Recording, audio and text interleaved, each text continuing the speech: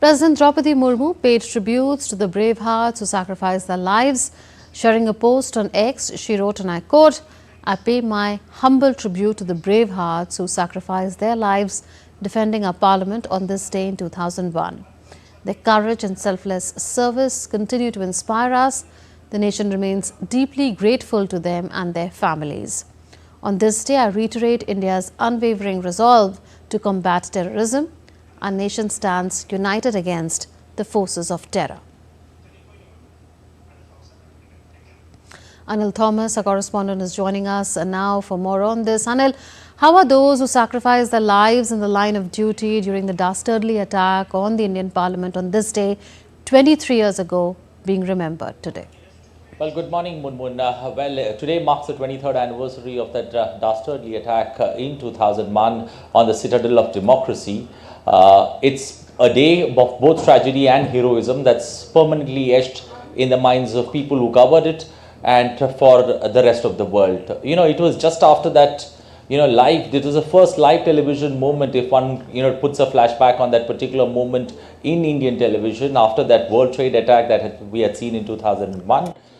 And when one goes to, 23 years down the memory lane, when one takes a look at it, the Vice President, the Chairman of Rajya Sabha, Jagdeep Dhankar, along with the Speaker of Lok Sabha, Om Birla, Prime Minister, parliamentarians cutting across party lines, pay their respects inside the Parliament complex there to the 9 brave hearts who sacrificed their lives in the line of duty.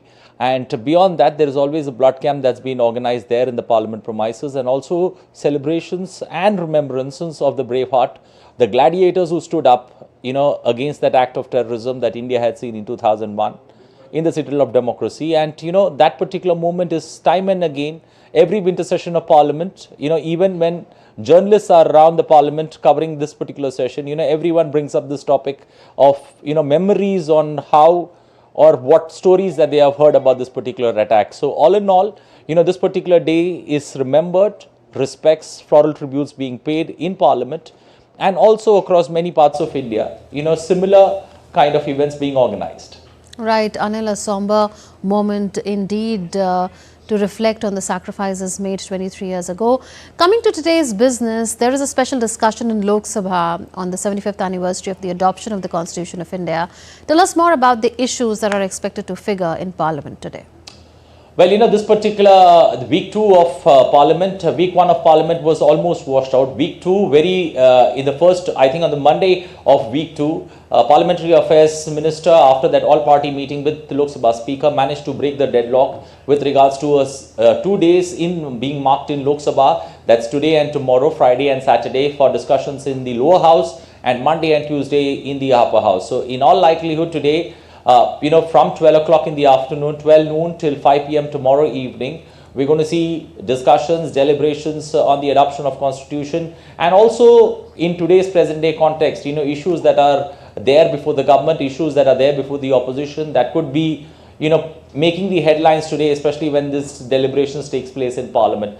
The opposition is not going to waste an opportunity. The government is not going to waste an opportunity. So it's going to be, all issues that have not been discussed till now in this winter of session Parliament, that the government is raising, that the opposition is raising, making the headlines in this discussion of Constitution. There will be undercurrents of that very much evident when both parties speaks. There is a likelihood that, Priyanka Gandhi, who won her election from Wayanad, making a debut in Lok Sabha, going to lead the opposition front, or at least lead the Congress front when it comes to speaking on the Constitution. And from the other political parties, the DMK, SP, along with the LJP, have all indicated their spokespersons who are going to speak on this particular motion.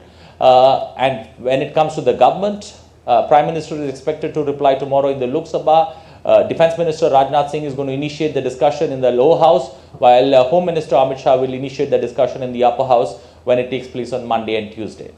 We'll leave it at that. Anil Thomas reporting from Newsroom in New Delhi.